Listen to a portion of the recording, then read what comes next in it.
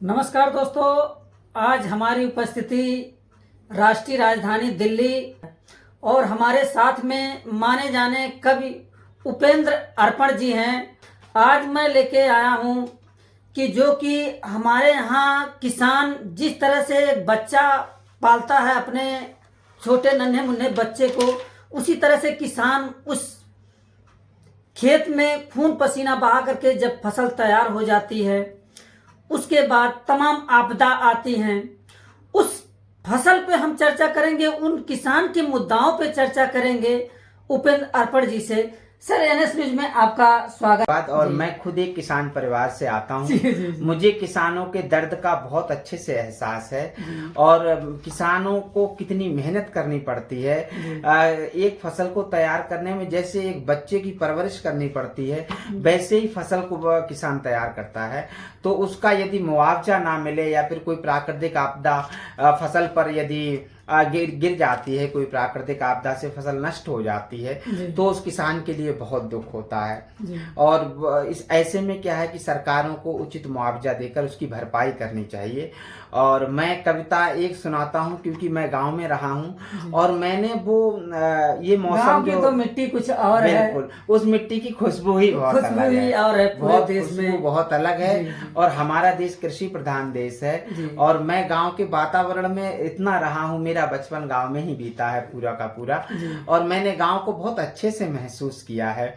इन दिनों में तो इतनी खुशी होती है, इतनी खुशी होती है कि इस समय मैं कह सकता हूं कि गांव में जो यदि किसी के पास तंगी का वक्त होता है, लेकिन इन दिनों सब कोई समृद्ध हो जाता है।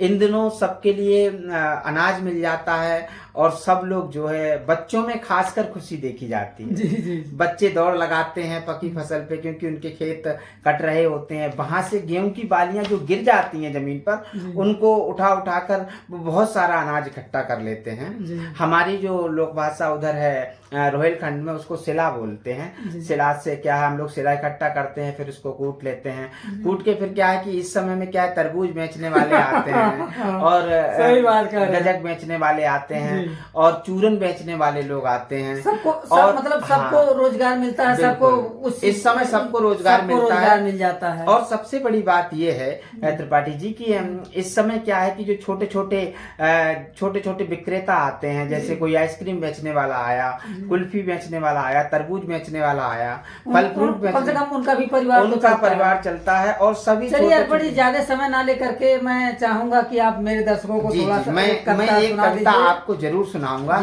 जो मैंने गांव पर लिखी है कि धरा निमंत्रण स्वयं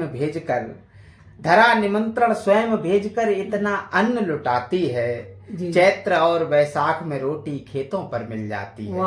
चैत्र और वैसाख में रोटी खेतों पर मिल जाती है। और देखिए कि फसलों के पक जाने पर अब कटने के दिन होते हैं।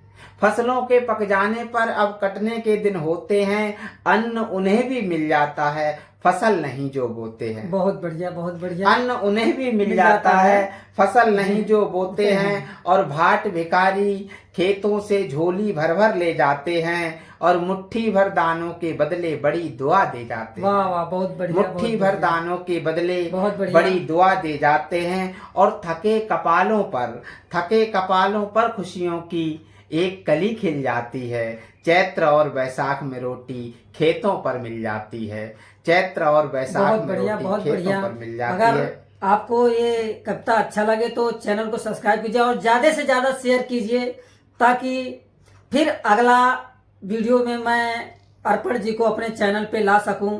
चलिए और थोड़ा आगे अगला खंड इसका देखिए, बहुत ही आनंद आएगा कि तंगी के दिन रम जाते हैं, खुशियों के दिन आते हैं। तंगी के दिन रम जाते हैं, खुशियों के दिन आते हैं। भमरे और तितलियों के संग बच्चे जश्न मनाते हैं और मलय शमीर थिरक उठता है जिसके राग सुनाने पर।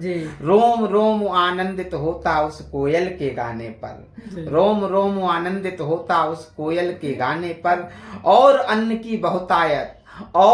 की बहुतायत फिर जख्म सभी सिल जाती है, चैत्र और वैसाख में रोटी खेतों पर मिल जाती है। वाह वाह, बहुत बढ़िया। चैत्र और वैसाख में बहुत रोटी बढ़िया खेतों पर मिल जाती है। अर्पण जी, जो आप हमारे दर्शकों को सुना रहे हैं, इसके लिए आपको बहुत बहुत धन्यवाद। बहुत धन्यवाद। और मैं एक खंड और इसका सुनाऊंगा कि देखिए, बच्चों में प्रकृति बच्चों का बहुत ख्याल रखती है, प्रकृति चिड़ियों का बहुत ख्याल रखती है, चींटियों का बहुत ख्याल रखती है। जब गेहूं कटता है तो उसमें से कुछ ना कुछ बाली टूटकर जमीन पर गिर ही जाते हैं। जी, वो तो गिरते ही और हैं, उन पे आप अभी जाएंगे देखेंगे तो इस समय चींटियां गेहूं इकट्ठा करती मिलेंगी, जो बरसात ऋतु में उनके काम आएगा। तो आप देखिए मेरा ये खंड कि छोटे बच्चों की खुशियों का रहता नहीं ठिकाना है, छोटे बच्चों की खुशियों का रहता नहीं ठिकाना है, उछल कूद कर कहते हैं मुट्ठी में आज जमाना है, प्रकृति खेतों के स्वामी को उसका हक दे देती है, प्रकृति खेतों के स्वामी को उसका हक दे देती है, चींटी चिड़ियों बच्चों का हिस्सा स्वयं रख लेती है। और इनका हक यदि नहीं मिले, इनका हक यदि नहीं मिले तो स्वयं धरा हिल जाती है, चैत्र और वैशाख में रोटी खेतों पर मिल जाती है, चैत्र और वैशाख में रोटी खेतों पर मिल जाती है। तो इस समय गांव में जो माहौल है, खुशी का माहौल है, छोटे छोटे दुकानदार दुकानें लगाकर बैठ जाते हैं, उनको भी अनाज मिल जाता है, छोटे छोटे बच्चे खेतों में जाते हैं, वहां से अनाज लेकर आते हैं, कुल्फी लेते हैं, आइसक्रीम लेते हैं, तरबूज लेते हैं, फल फ्रूट खरीदते हैं। तो इस समय गांव में बहुत ही खुशी का माहौल है और सभी को बहुत बहुत शुभकामनाएं। चलिए अर्पण जी, जो हमारे आप चैनल पे आए इसके लिए आपको बहुत बहुत धन्यवाद। बहुत और मैं दर्शकों से